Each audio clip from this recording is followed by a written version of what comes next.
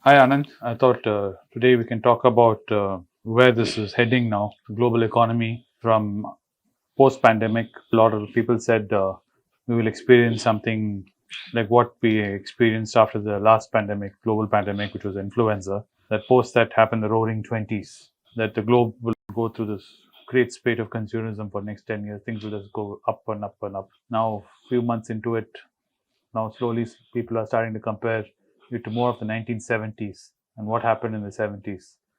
So I thought I'd ask you your thoughts on this. See, there are two things. In the 20s, gold, it was pegged to gold and had just come out of gold. So public debt was not so high.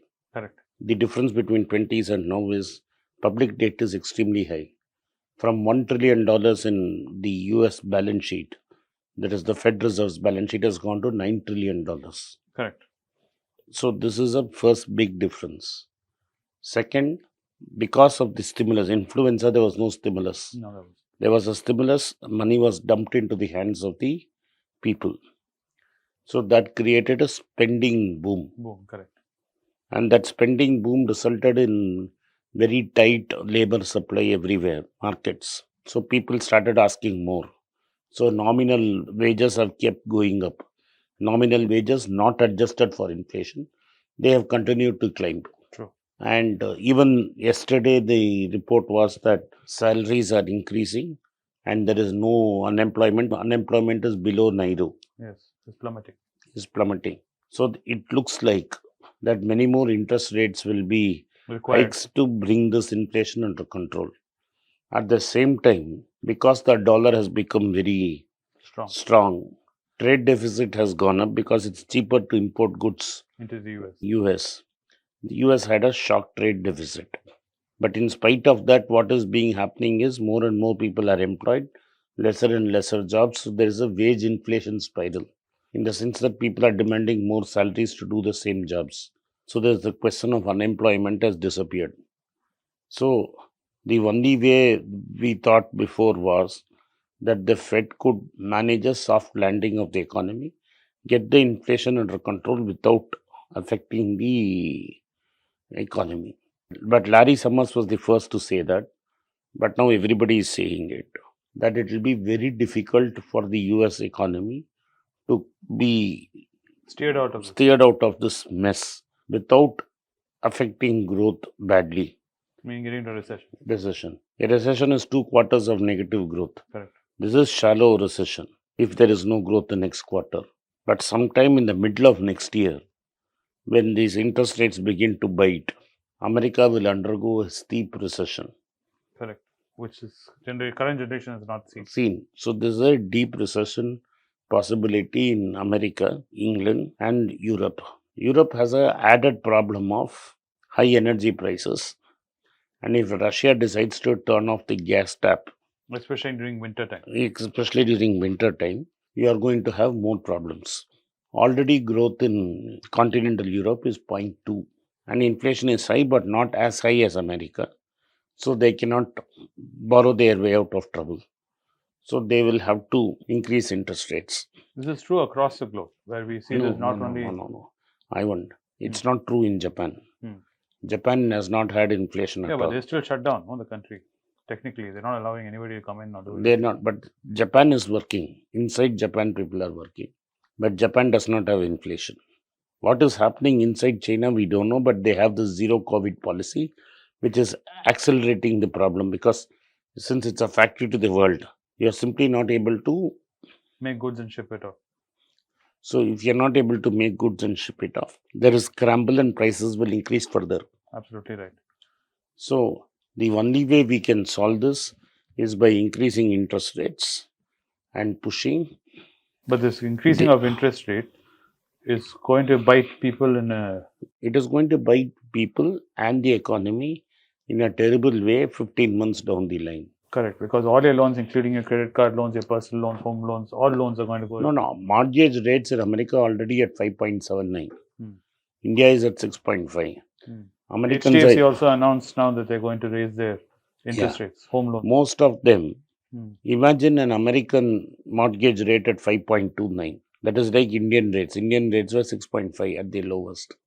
Correct. You have almost, there's only a 1% differential. Jerome Powell will be forced to increase interest rates one more time in but 0.5 in end of June. Hmm. And Shaktikanta Das will also increase it in June. Hmm. So what will happen? And the Bank of England will tighten further. Which is already done once. Once the Bank of New Zealand will tighten. So overall, the world will go through a tight monetary policy. As interest rates go up, demand will come down. Automatically, the American economy will go into recession. How deep, we don't know. But it will looks like very ugly and it will be a very deep recession. So, except for Japan, which other developed country or near developed country will have an advantage in this situation? See, whoever has allowed their currency to depreciate will have an advantage. The yuan has done that. The Japanese have done that. They both have more reserves than India. Hmm. But India, out of some nationalist pride, has not allowed the rupee to depreciate. You think it should allow? It should have allowed because your exports will become uncompetitive. What they have done is to rob Peter to pay Paul. Hmm. The RBI sold out of its war chest $44 billion just to keep the markets under control. If those $44 billion had not been sold, the rupee would already be at 79 or 80. And our markets would have corrected further. The markets would have corrected further. So you have to go through the situation. You cannot say that, no, I will keep the rupee strong. $44 billion is the price of Twitter. So Shaktikanta Das has just sold a Twitter to keep the rupee at 77. Okay. You understand what I'm saying? Yeah. So now you imagine how bad. I just want to give you a rough idea. Compare to the total debt of Sri Lanka. Yeah. That is the kind of dollars we have sold. Just to keep the rupee. Just to keep the rupee float. Now when the rates go up, if you don't tighten up, will you sacrifice another $50 billion is another question to be asked. Correct. But our situation is different. Our situation is different in the sense that we don't have in the government anybody who understands economics. Correct. So Japan has more than $1 trillion in assets. They can sell dollars to move up the yen. They have allowed the yen to depreciate by more than 30%. Yes. And now, after saying there is no inflation and all inflation is only transitional, you have an out of turn meeting and increase interest rates. It clearly shows how nervous the Reserve Bank is. Is there a danger that from one extreme of saying there is no inflation, we might go to the other extreme in the next couple of years of overdoing this? Where do you think would be the sweet spot? No, the whole idea is the Federal Reserve Governor finds the sweet spot.